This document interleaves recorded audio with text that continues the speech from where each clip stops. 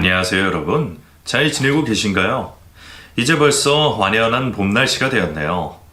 미세먼지가 기승이지만 그래도 날이 따뜻해지니까 괜스레 바깥을 거닐고 싶어집니다. 그럼 제 소개를 드릴게요. 제 나이는 43살이고 변호사 일을 하고 있습니다. 이혼 전문 변호사로 있어서 볼 꼴 못 볼 꼴 다 봤어요. 정말 드라마보다 현실이 더 가혹하고 기괴한 경우가 많습니다. 그런데 가만 생각해보니 저도 그런 경험을 가지고 있어요. 중이 제 머리 못 깎는다고 저야말로 정말 비참한 일을 겪었습니다. 매번 다른 분들의 이야기를 들어줬는데 오늘은 여러분에게 제 이야기를 하고 싶어요.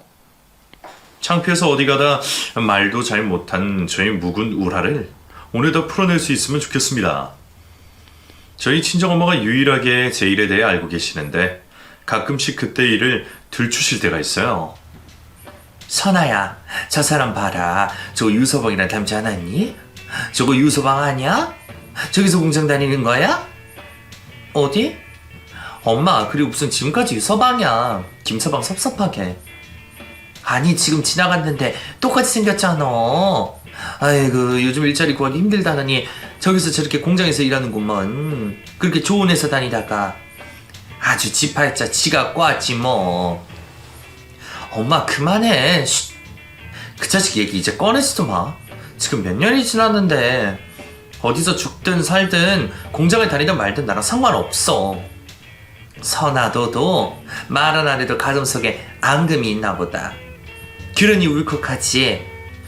알았어, 이제 얘기 안 할게. 미안하다 우리 딸. 엄마와 그 인간 이야기를 나누면 꼭 제 연성이 높아져서 알게 모르게 조금씩 가슴 깊숙한 곳에 쌓아두고 있었던 것 같습니다. 그 인간을 만나게 된 것에는 제 대학 시절 사귀던 남자친구의 영향이 크다고 할 수 있어요. 저는 학창시절 내내 우등생이었어요. 저희 부모님이 조금 극성이기도 하셨고 저도 공부에 욕심이 있었어요. 그러다 보니 성적에 맞춰서 좋은 대학에 들어갔지만 당시에 저는 딱히 목표라고 할 게 없었습니다. 그저 고등학교 때처럼 학교 공부를 열심히 해서 학점을 잘 받고 싶었습니다. 별다른 꿈도 계획도 없이 영문학과를 다니고 있었으니 졸업하면 번역을 하든가 더 공부해서 통역사가 되어야겠다는 막연한 생각만 하고 있었어요. 그러다가 대학 2학년 때 처음으로 MT를 갔습니다. 거기서 제가 벌칙으로 혼자 설거지를 다 해야 했고 펜션박 수도가에서 설거지를 하다가 그 사람을 만났어요. 추운데 고무장갑도 없이 설거지 하세요? 잠깐만 기다리세요. 그 사람은 후다닥 뛰어가더니 마트에서 고무장갑을 사왔어요. 여기요. 감사해요. 마트 게 뭔데? MT 오신 거죠? 저도 땡땡대학 농구 동아리 친구들이랑 MT 왔어요. 저희 대학이랑 가깝네요. 저는 땡땡대 같은 과 동기들이랑 왔어요. 아무튼 고무장갑 감사합니다. 제가 그렇게 이야기를 하는데 그 사람은 목이 꺾일 정도로 하늘에 고개를 올려 하늘을 보고 있었어요. 와, 왜요? 하늘을 좀 봐요. 별이 쏟아질 것 같네. 그 사람의 말을 듣고 하늘을 봤더니 정말 반짝반짝 크고 작은 별들이 쏟아질 듯 많이 보였습니다. 예쁘다. 저기 혹시 연락처 좀 주실 수 있어요? 그때는 분위기에 취해서 냉큼 연락처를 줬어요. 그리고 MT에서 몇 번씩 마주치며 인사를 했고 그 후로 그 사람에게 연락이 왔습니다. 그렇게 만나다가 감정이 싹 튀어서 연애를 하게 됐어요. 그 사람은 로맨틱하고 자상한 사람이었습니다. 저와는 다르게 본인의 목표도 뚜렷했어요. 선아야, 난 대학 졸업하면 유통사업 할 거야. 이 세상은 돈이 최고야. 돈 없으면 아무것도 못해. 사업? 졸업하자마자? 이미 사업 구상도 다 끝냈어. 그리고 대박 나서 서른에 너랑 결혼하고 말 거야. 완벽하지? 남자친구의 말에 저는 시무룩해졌습니다. 대단하다. 벌써 그런 목표를 다 세워두고. 난 아직 뭘 해야 할지 모르겠어. 너 아무것도 안 해도 돼. 내가 선아, 너 사장 사모님 만들어줄게. 남자친구는 그렇게 말했지만 저도 제 목표를 갖고 싶었어요. 그리고 남자친구는 자본주의가 낳은 괴물 마냥 모든 돈으로 환산하고 돈이 최고라고 했습니다. 아무래도 가난한 환경에서 자라서 더 집착을 하는가 보다라고 이해하려고 했어요. 기념일에 놀이동산에 놀러가서 놀이기구를 줄을 서서 롤러코스터 하나를 탔는데 남자친구가 인상을 쓰며 말했습니다. 우리가 지금 여기서 버린 시간을 돈으로 환산하면 얼마인 줄 알아? 글쎄? 3만원? 아니야. 너랑 내가 미래에 이룰 어마어마한 가능성을 지금 이 자리에서 낭비했다고 생각해봐. 몇 억, 아니 몇 조가 될 수도 있어. 더 시간 낭비하지 말고 가자. 남자친구는 오랜만에 아무 생각 없이 어린아이처럼 놀고 싶어서 제가 구매한 자유이용권을 구겨서 휴지통에 버리고 그곳을 빠져나왔습니다. 그렇게 시간을 아까워하던 남자친구는 국방의 의무로 군대를 갔고 저는 그 시간 동안 영어 관련 자격증도 취득하고 한 외국계 기업에 취업을 해서 직장인이 되었습니다. 남자친구는 군대에 있으면서도 저에게 필요한 책이나 물건들을 보내달라고 부탁했습니다. 그리고 조금이라도 늦으면 화를 냈어요. 넌 어쩜 그렇게 애가 무심하냐? 그게 내가 바빠서 오늘 보낼게. 다 싸놓긴 했는데 우체국 갈 시간이 없네. 진짜 부럽다. 난 여기 갇혀서 하고 싶은 거 아무것도 못하는데. 그래, 알았어. 안 보내도 돼. 제가 뭐 억지로 군대에 밀어놓은 것도 아닌데 저는 남자친구와 통화를 할 때면 마치 죄인이 된 기분이었어요. 남자친구가 군 전역을 한 후에 다시 복학을 했고 저는 직장인으로서 남자친구 뒷바라지를 해줬습니다. 용돈도 주고 필요하다는 책도 제 월급으로 다 사줬어요. 정말 밀어냈지만 당시에는 그게 제 사랑의 표현법이었던 것 같습니다. 제 나이 21살부터 27까지 연애를 했는데 한순간에 모든 신뢰가 깨지는 일이 생겼어요. 그 인간이 제 뒤통수를 친 겁니다. 선호야, 나 이제 30이야. 니처럼없이 사업은 안 되는 거더라. 미안한데 나랑 헤어져 줘라. 뭐라고? 그게 무슨 말이야? 말 그대로야. 너랑 결혼하겠다는 꿈은 못 이뤘지만 다른 사람이 생겼어. 나보다 5살 많고 돈 많은 누나야. 내 사업에 관심도 있고 투자도 해준대. 나 이 기회 놓치지 않을 거야. 그 말에 저는 그저 어처구니가 없었습니다.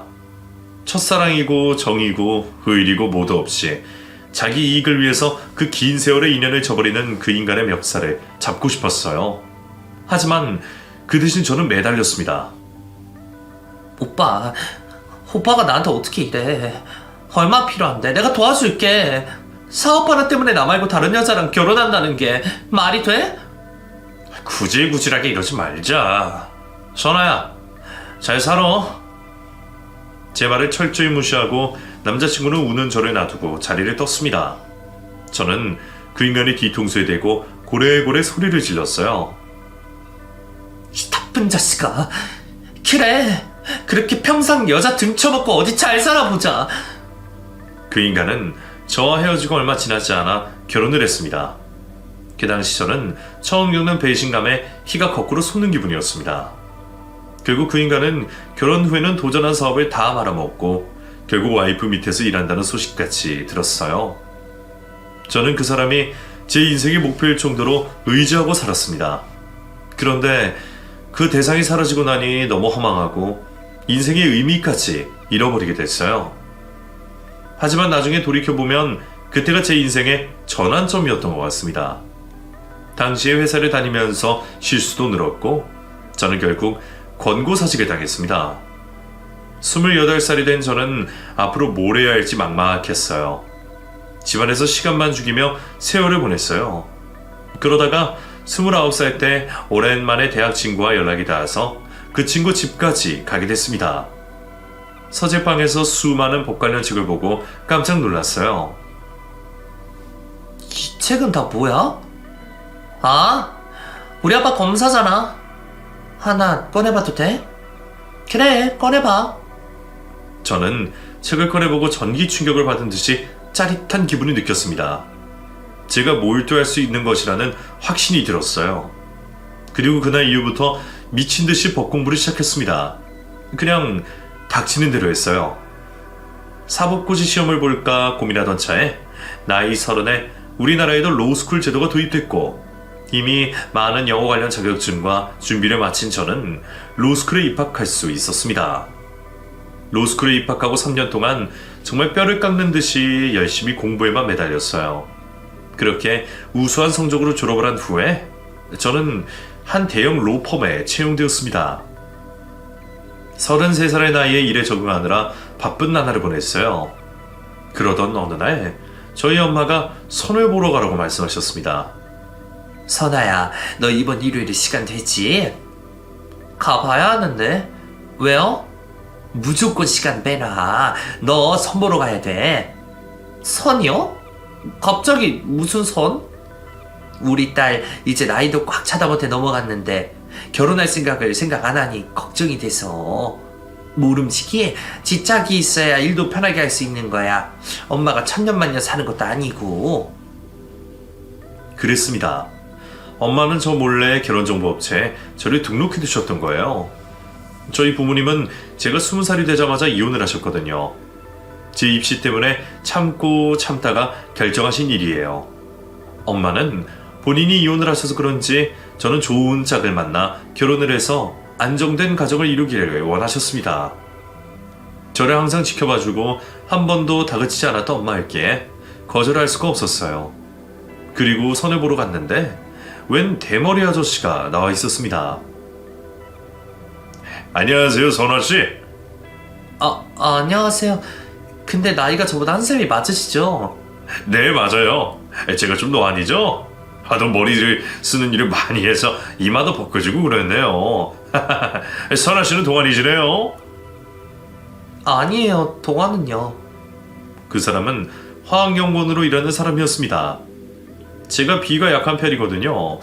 식사 내내 손수건으로 본인 이마에 땀을 닦고 그 손수건을 테이블 위에 올려둔 채 식사를 하는데 밥맛이 뚝 떨어졌습니다. 그리고 첫 만남 이후에는 연락을 끊어버렸어요. 왜? 별로였어? 그냥 대화도 잘 안 통하고 나랑은 별로 안 맞는 사람 같아. 그래, 뭐 처음에서 딱 만나면 다들 쉽게 결혼하지. 우리 포기하지 말자, 선아야. 그럼 앞으로 딱 2번만 더 만날게. 그 다음에는 끝이다. 알았어. 기집애. 제 걱정에 결혼정보업체까지 찾아간 엄마에게 실망을 드리고 싶지 않았습니다. 그래서 2번만 더 만나보기로 했어요. 그렇게 2번째 만난 사람은 피부과 의사였습니다. 얼굴은 번듯하게 잘생겼는데 말 한마디 한마디가 그렇게 상스러울 수가 없었어요. 편견에 선입견에 자기 잘난 맛에 사는 사람이었습니다. 그리고 마지막 3번째 사람을 만나는 날이 됐어요. 그때쯤에는 얼굴도 궁금하지 않아서 대충 만나서 시간 보내고 와야겠다는 생각이었습니다. 엄마, 오늘이 마지막이에요? 이번에 또 잘 안 되면 나 결혼 안 할 테니까. 알았죠? 그럼 무서운 말 하지 마. 결혼 안 하긴 왜 안 해? 잘 다녀와, 우리 딸. 그렇게 아무 기대 없이 간 자리에 바로 문제의 전 남편이 나와 있었습니다. 첫인상은 나쁘지 않았어요. 홍화명 얼굴에 절 보자마자 활짝 웃는데 인상이 좋아 보였습니다. 오늘 비 오는데 오시느라 고생 많으셨죠? 제 차 타고 왔는데요, 뭐. 괜찮아요. 일찍 오셨네요? 지금 약속 시간 30분 전인데. 선아씨 만날 생각에 너무 긴장이 돼서 미리 긴장 좀 풀려고 먼저 나와 있었어요. 근데 선아씨 보니까 오히려 마음이 편해지네요. 희한하다. 그 사람은 대기업에 다니고 있었고 저보다 한 살 어린 사람이었습니다. 그런데 말이 잘 통하더라고요. 그래서 친구처럼 시간 가는 줄 모르고 대화를 했어요. 오랜만에 그런 시간을 보내서 정말 행복했습니다. 선아씨랑 대화하니까 속이 후련해지네요. 선아씨, 다음에 또 뵐 수 있을까요? 그 사람의 질문에 잠시 망설이다가 당연하죠 라고 대답을 해버렸습니다. 그 인간을 만나서 또 한 번 제 인생에 큰 전환점이 닥치리라고는 상상도 못하고 말이에요. 사람 일은 한치 앞도 모르는 거라고 뼈저리게 깨달았습니다. 아무튼 그 사람과 연애를 하면서 저는 눈에 띄게 활기차고 밝아졌어요. 저와 일하는 동료분들도 그걸 눈치채셨습니다. 선아씨, 좋은 일 있나 봐? 왜 이렇게 예뻐졌어? 아주 화사해? 연애? 아, 그걸 어떻게 하셨어요? 원래 재채기란 사랑은 속일 수 없는 거야. 웃으니까 훨씬 보기 좋네. 좋은 사람인가 봐. 아, 국수 먹을래? 기다리고 있을게. 당시에 저는 희한하게 이용 관련이나 사기변으로 맡을 일이 많았습니다. 저는 연애를 하며 행복했는데 이혼 문제로 다툼을 하는 수많은 부부를 보면 다른 세계의 일처럼 느껴졌어요. 요즘은 많이 들어보셨을 텐데 그 즈음에 로맨스 피싱이라는 게 막 문제로 떠오르기 시작했던 때였어요. 저에게 의뢰를 하러 온 사람은 30대 후반의 남자였고 3년간 인터넷 채팅방에서 만난 여자와 연락을 주고받은 여자에게 사기를 당했다고 왔습니다. 그 여자가 엄청난 자산가라고 했거든요. 외국에 있다고 매번 일이 생겼다면서 3년간 저한테 뜯어간 돈이 5억입니다. 저랑 결혼 계획까지 다 세웠는데 다른 남자랑 결혼을 한대요. 저 사기당한 거 맞죠? 그 사람은 부모님과 함께 유명 갈비 가게를 운영하던 사람이었어요. 노총각이라서 한시라도 빨리 인터넷 속에 있는 여자친구를 만나길 고대했는데 뒤통수를 맞은 겁니다. 경찰분들과 공조수사를 하면서 그 여자가 한두 번 그런 일을 저지른 게 아니라는 사실을 알게 됐어요. 법정에서 마주친 그 여자는 성형을 어찌나 많이 했는지 본인 원래 얼굴은 하나도 남아있지 않았습니다. 그리고 정말 뻔뻔했어요. 거의 배째라는 식이었습니다. 지들이 나 좋다고 돈 준 건데 내가 뭘 잘못했어? 제 의뢰인은 그렇게 뻔뻔한 그 여자를 보며 질색팔색을 했어요. 그리고 협박이나 강요로 돈을 보낸 것은 아니었기에 그 여자는 가벼운 벌금형의 처벌만 받고 유유히 법정을 빠져나갔습니다. 죄송해요. 감옥까지 보냈으면 좋았을 텐데 초범이고 사이가 인정되기 어려워서. 괜찮아요, 변호사님. 고생하신 거 다 알아요. 정말 감사합니다. 그리고 얼마 후에 그 의뢰인이 자살했다는 소식을 들었습니다.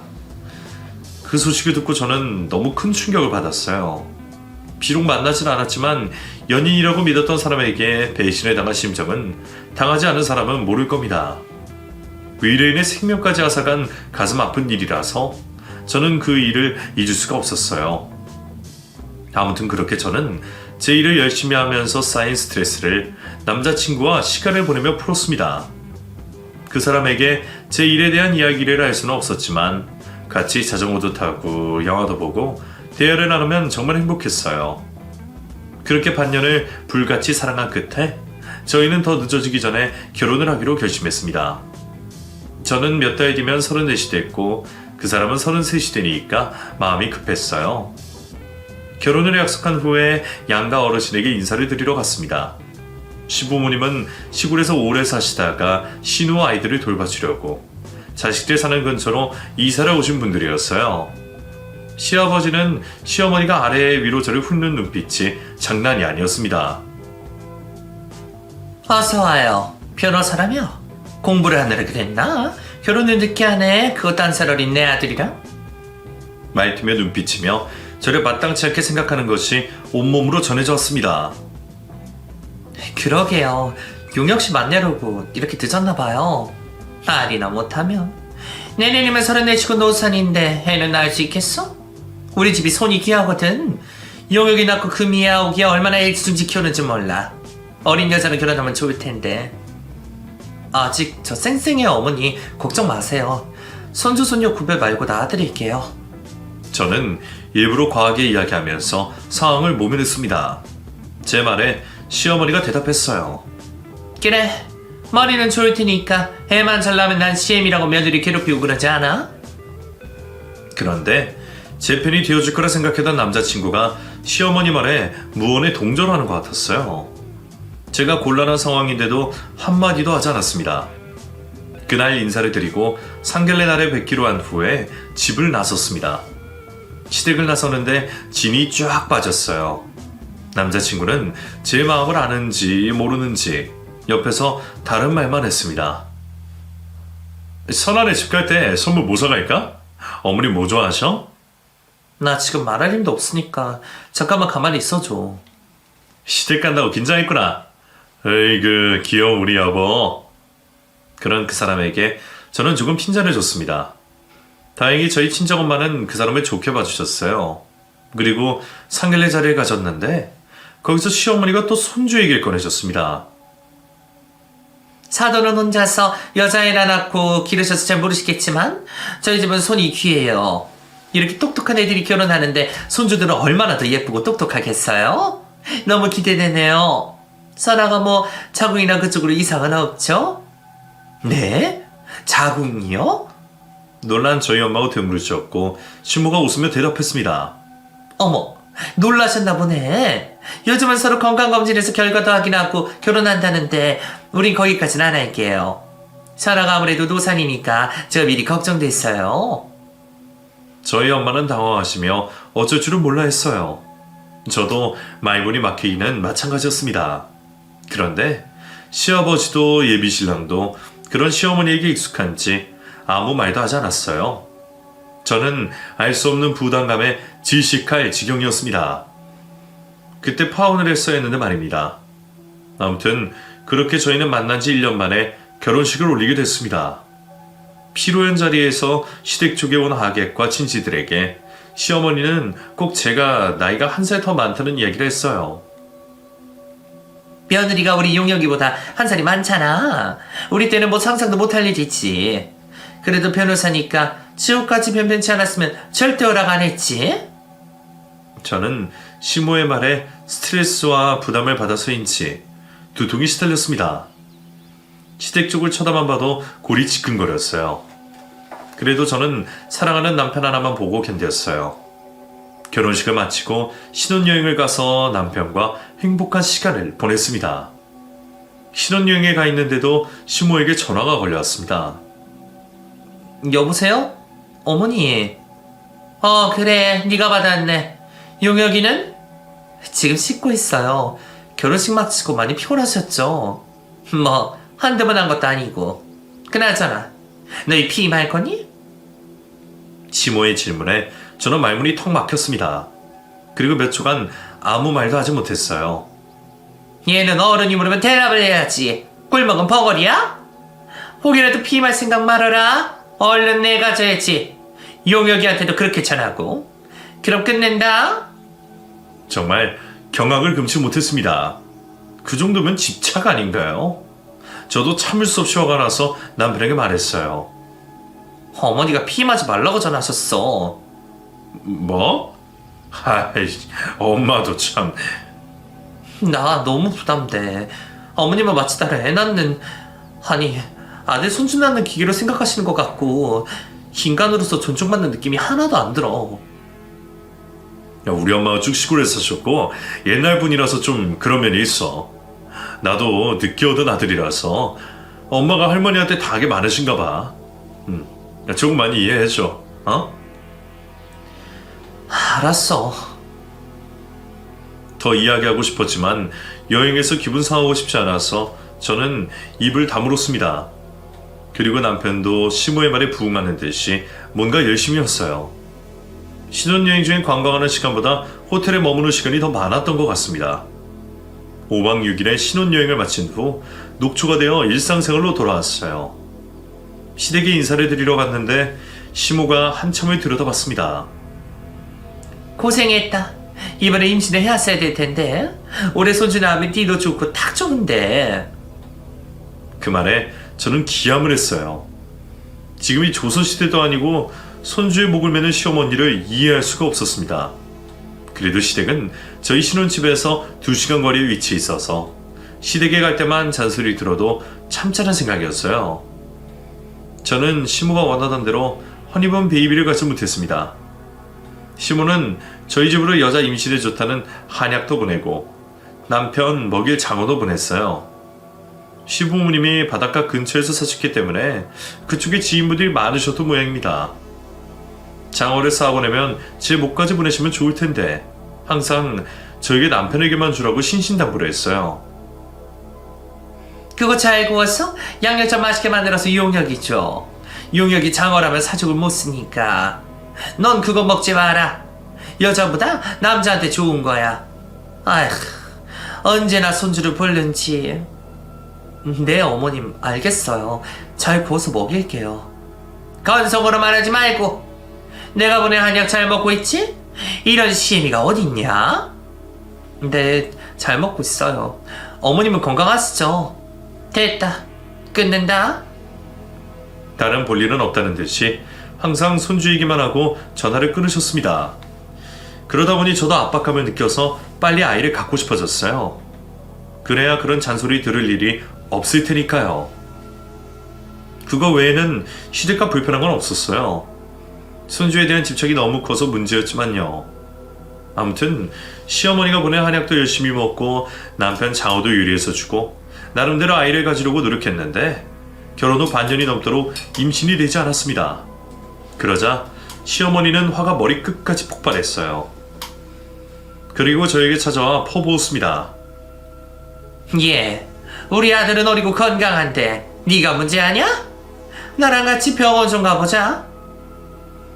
그때쯤에 일도 바쁘고 스트레스로 인해서인지 뭘 먹으면 항상 체하고 복통도 있었거든요. 그래서 눈 딱 감고 병원 한번 가보자 하고 시어머니를 따라 산부인과에 갔습니다. 그리고 거기서 예상치도 못한 충격적인 진단을 받게 됐어요. 아무래도 큰 병원을 가보시는 게 좋겠습니다. 의사의 말에 시모 눈이 휘둥그레져서 말했습니다. 왜요? 애가 문제 있는 거 맞죠? 그렇다니까. 우리 아들은 멀쩡하다니까. 아이 낳는 게 급한 게 아니라요. 이산하신 안소 쪽에 이상 조직이 발견됐어요. 이게 악성 종양일 수도 있고 아닐 수도 있는데 우선 큰 병원 가셔서 정밀 검진 받으셔야 합니다. 제가 소견서 써드릴게요. 그 말에 저는 하늘이 무너지는 것 같았습니다.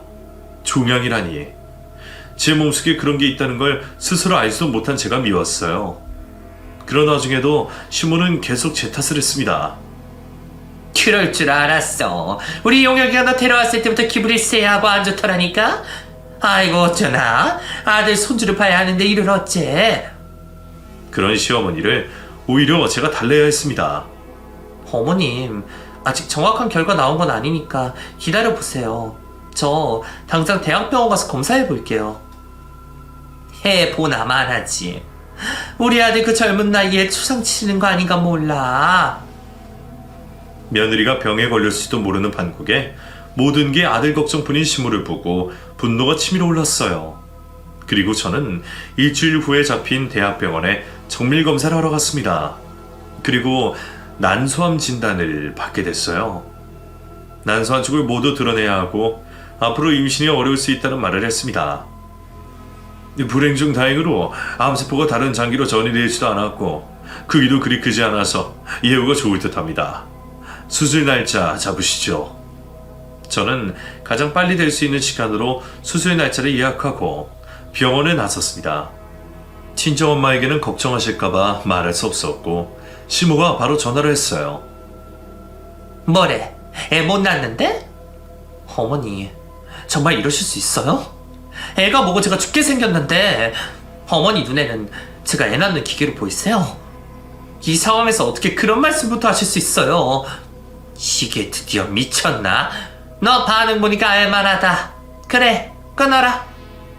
시모는 그렇게 매정하게 전화를 끊었습니다.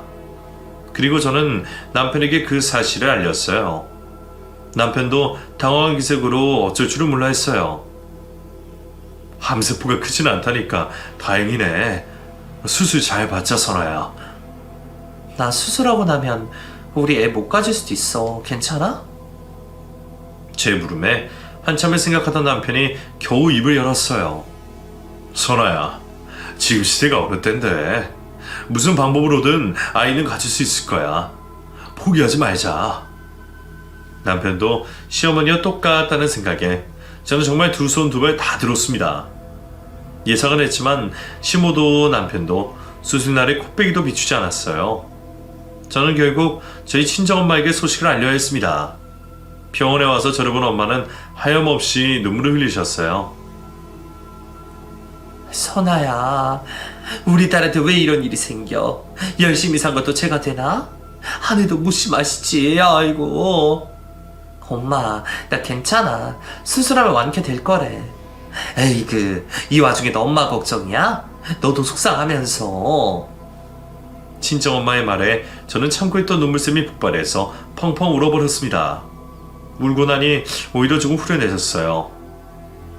엄마 여기서 기도할 거니까 수술 잘 받고 나와. 진작에 엄마한테 말하지. 엄마. 그렇게 저는 수술실에 들어갔고 눈을 뜨니 회복실에 있었어요. 의사는 수술이 아주 잘 됐다고 말했습니다. 이번 기간 동안 의사는 희망적인 이야기도 해줬어요. 난소 하나라도 임신 성공하는 케이스가 많아요. 그러니까 그런 부분에 너무 부담 느끼지 마시고 본인 건강이 최우선이니 매달 외래 진료 보러 오시고요. 네, 감사합니다, 선생님. 수술하고 병원에 입원한 내내 겨우 전화만 몇 통하고 병원에 오지도 않은 남편이 원망스러웠어요. 제가 퇴원하고 집에 가자 남편이 저를 대하는 태도는 180도 달라져 있었습니다. 마치 처음 보는 사람처럼 대면대면 하더라고요. 왔어? 살이 많이 빠졌네. 수술 잘 됐는지 안 궁금해? 잘 됐겠지 뭐. 요즘 회사에 일이 생겨서 바빴어. 또 나가봐야 할 것 같아. 쉬고 있어. 출근은 언제부터 해? 출근? 지금 그게 궁금해? 아무리 바빠도 병원에 와줄 시간이 없어? 그게 말이 돼? 제 말에 남편은 인상을 잔뜩 찌푸리고 아무 말 없이 문 밖을 나섰습니다. 그날 이후로 남편과 저는 각자의 일에 매달렸고 부부로 같이 살고는 있지만 룸메이트 그 이상도 이하도 아니었습니다. 시모는 제 수술 후에 꼴도 보기 싫다며 명절에도 오지 말라고 선전포고를 해뒀어요. 그래서 설이 출석이는 남편은 남편의 집에, 저는 제 친정에 갔습니다. 이혼하는 부부들을 볼 때면 왜 저렇게 참고 살았나 한심할 때도 없지 않아 있었는데 막상 제가 그런 상황이 되니까 이혼하자는 말이 쉽게 입 밖으로 나오지 않았어요. 저희 친정엄마는 제 상황을 알고 본인 탓을 하셨습니다. 내가 그때 그렇게 결혼정보업체에 등록하고 난리치지 않았으면 우리 딸이 이런 대우를 안 받았을 텐데 내 잘못이다. 다 내 잘못이야. 엄마, 그런 말씀하지 마세요. 그럼 나도 속상해. 지금은 나도 일이 바쁘고 용혁 씨도 인사고과 평가가 안 좋게 나와서 힘든 모양이야. 다 지나갈 테니까 너무 속상해 말아요. 그랬으면 좋겠네. 엄마를 안심시키기 위해 그렇게 말했지만 남편과 저는 쇼윈도 부부였습니다. 부부 동반 모임이 있을 때만 같이 가서 사이 좋은 티를 냈거든요. 그러고 집에 오면 너무 허무해서 제가 먼저 남편에게 대화를 시도했습니다. 하지만 남편은 피곤하다며 제 말을 무시했어요. 남편과 저는 마주치면 식사는 같이 했지만 서로에 관한 이야기를 나누진 않았습니다. 그저 빨래나 설거지, 요리 같은 집안일에 대한 이야기만 했어요. 그렇게 쇼윈도 부부가 익숙해진 채로 3년이란 시간이 지났습니다. 남편은 그 나이 또래면 과장이 될 법도 한데 만년대리에서 벗어나지 못하고 있었어요. 그래서인지 집에도 잘 들어오지 않고 매일 술을 마시는 것 같았습니다. 그런데 여름부터 사람이 갑자기 활기가 생기더라고요. 무슨 좋은 일 있어? 무슨 좋은 일? 새삼스럽게. 당신 장모님 댁 갈 거지? 나 이번 추석 연휴에 쭉 우리 집에서 지내다가 올 거니까 당신도 마음대로 해. 남편은 한 달이나 남은 추석 연휴에 대한 이야기를 꺼내며 어색하게 말을 하고 출근을 했습니다. 그때쯤엔 저도 될 대로 되라 포기한 심정이었어요. 그렇게 추석 전날 남편은 시댁으로, 저는 저희 친정으로 갔습니다. 엄마와 저는 제사를 따로 지내지 않았기 때문에 명절 때마다 여행을 갔어요. 일본에 온천 여행을 가기로 해서 비행기표와 호텔 예약까지 다 해둔 상태였습니다. 그런데 추석 당일날에 뜬금없이 남편에게 전화가 왔어요. 여보세요? 잠깐만. 엄마 바꿔줄게. 예, 지금 우리 집에 와라 당장. 네? 저 일본 가기로 했는데요. 일본? 팔자 좋네. 우리 아들은 저 나이 될 때까지 자식 하나 없는 놈 만들더니 그러려고 암수를 했구나. 오랜만에 통화했는데도 몰상식한 건 여전하더라고요. 뭐 급한 일 있으신 거예요? 급해. 너한테 소개해줄 사람도 있고. 군말 말고 당장 와. 그날 저녁 비행기였기 때문에 저는 엄마에게 금방 다녀오겠다고 하고 바로 시댁으로 달려갔어요. 대체 무슨 일로 부르는 건지 궁금하기도 하고 두렵기도 했습니다. 3년 만에 시댁에 들어섰는데 다들 왁자지껄 웃고 떠드는 소리가 들렸어요. 거실 한바닥에서 장어를 구워 먹고 있었습니다.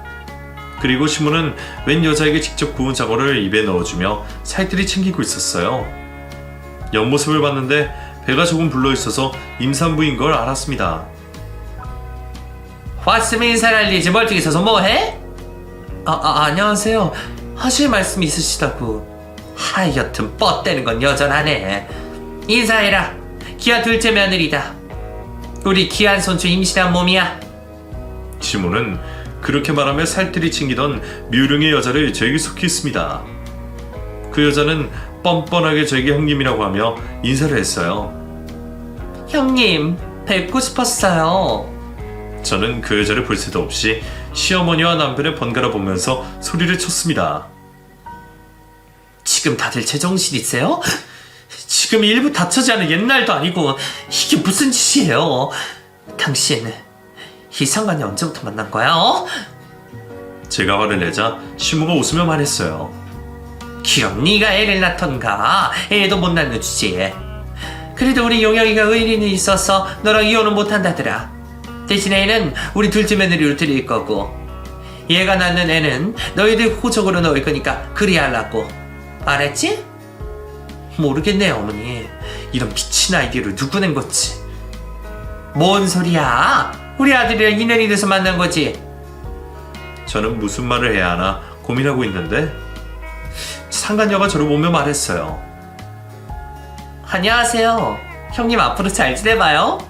어차피 쇼윈도 부부로 사시다면서요. 사회적 체면 있으신 분들이니까 이혼하시지 말고 제가 대신 요역시 애 낳고 키워드릴 테니 아무 걱정 마세요.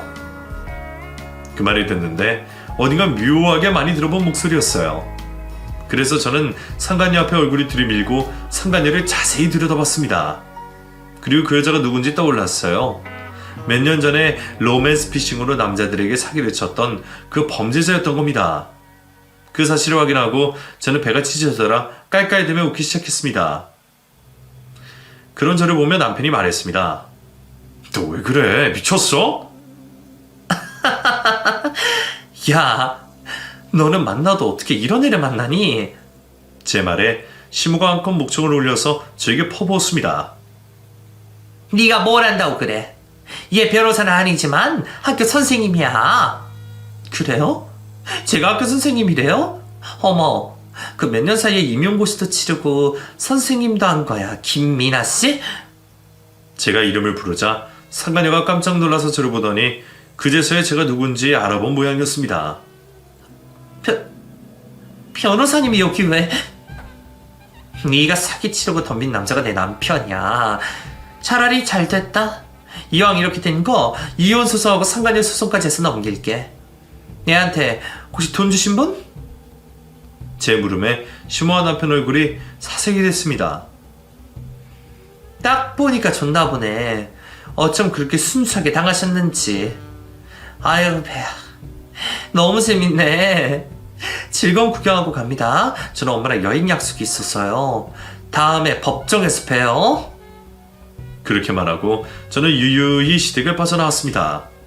티는 내지 않았지만 큰 충격을 받았고 온몸이 부들부들 떨렸어요. 그리고 저는 엄마와 일본 여행을 가서 온수를 죽이며 마음을 정리했습니다. 돌아온 후에는 직접 제 이혼 소장을 쓰고 상간녀 소장까지 썼어요.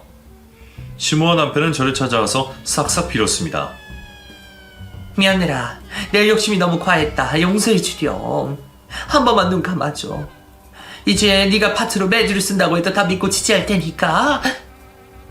그러시려고요? 당신은 뭐 할 말 없어? 제 물음에 전 남편이 납작 엎드려서 말했습니다. 여보, 진짜 미안해. 내가 어리석었어. 우연히 어플로 알게 된 여자인데 사기꾼인지 몰랐어. 나한테 다시 돌아와줘. 선아야. 두 사람 말 잘 들었고요. 저한테 CR도 안 먹히는 소리들 하시네요. 제 사무실에서 나가주세요.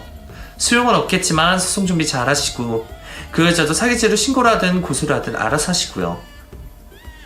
제 말에도 한참을 제 바지가랑이를 붙잡고 빌던 시모와 전 남편은 겨우 저희 로펌 경호원분의 손에 이끌려 밖으로 나갔습니다. 그렇게 이혼 소송을 했고 저는 전 남편과 재산분할 없이 이혼하고 위자료를 받았고 당연히 상간녀와의 소송에서도 이겼습니다. 그렇게 소송이 다 끝나자 철판을 깐 시모는 저에게 연락을 해서 사기 소송을 의뢰를 하고 싶다고 말했어요. 아줌마, 내가 미쳤어? 당신 대표는 내가 왜 해? 수임료를 얼마나 추정거래 절대 안 하니까 이런 전화 다시는 하지 마세요. 저희 사생활에 관련된 모든 사건을 해결하고 저는 다니던 로펌을 퇴사하고 1년간 아무 일도 하지 않고 휴식을 취했습니다. 그러다가 다시 힘을 냈어요. 제가 그때까지 모은 돈과 대출을 받아서 제 변호사 사무실을 차렸습니다. 그리고 다른 변호사도 제 사무실에서 일을 했습니다. 저보다 2살 어린 사람인데 돈에 끌려서 범죄자들 일도 다 맡는 변호사가 아니었어요. 그 사람은 자기의 가치관이 확고한 사람이었습니다. 전 돈에 끌려가는 변호사가 되기 싫어요.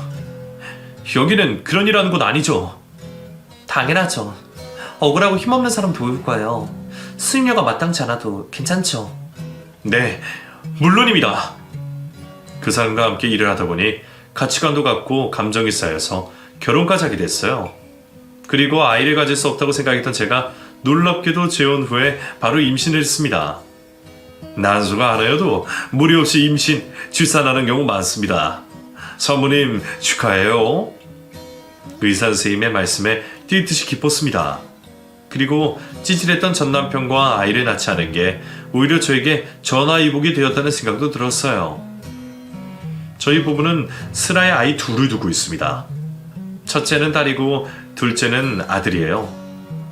첫째가 지금 5살이고 둘째가 3살입니다. 아이들을 보면 피로가 싹 가신다는 말을 이제야 알겠어요. 가정적이고 일 잘하는 남편과 눈에 넣어도 아프지 않을 자식들과 지금은 행복하게 살고 있습니다. 가끔 과거 일이 떠올라 괴로울 때가 있는데 여러분에게 이렇게 털어놓으니 속이 후련하네요. 전 남편은 결국 그 상간녀 사기꾼 년에게 속아서 그 여자랑 재혼까지 했고 결국 상간녀가 낳은 애는 본인 아이가 아니라는 사실에 이혼까지 했다고 들었습니다. 지금도 가끔씩 전 시모와 전 남편을 생각하면 정말 치가 떨려요. 오늘을 계기로 모든 앙금 다 털어내고 그 인간들 머릿속에서 싹 지우려고 합니다. 그리고 현재 제 가정과 일에 충실하게 살겠습니다. 여러분, 귀한 시간 내셔서 제 이야기 끝까지 들어주셔서 정말 감사해요. 아무쪼록 행복하시고 건강하세요.